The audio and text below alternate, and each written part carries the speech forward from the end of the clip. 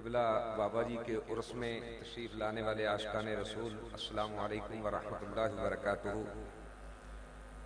असल तवंगरी जो है वो दिल का गिना है, और जिन लोगों को ये दौलत नसीब हो जाती है फिर वो मकबूल बारगाह हो जाया करते हैं, और उनकी जुबान से जो अल्फाज निकलते हैं फिर अल्लाह रब्बुल इज्जत उनको पूरा कर दिया करता है।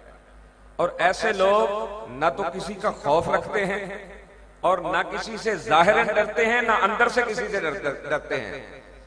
और इन्हीं लोगों में इमाम अहमद बिन हंबल हुए कि आपने 3 बादशाहों से टक्कर ली लेकिन अपने मौक़िफ़ पे डटे रहे, और फिर वो बादशाह जलील ख्वार हुए। अल्लाह रब्बुल इज्जत ने इमाम अहमद बिन हंबल को सुरूख भी फरमाया और इज्जतें भी अता की।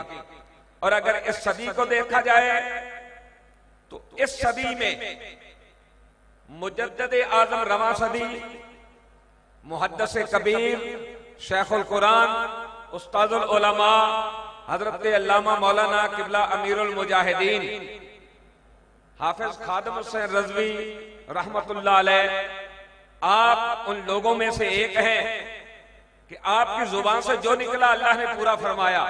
कुछ को आपने कहा धुर धुर कुत्ते हो मालका नु पै गए हो, आज भी उनको धुर धुर हो रही है।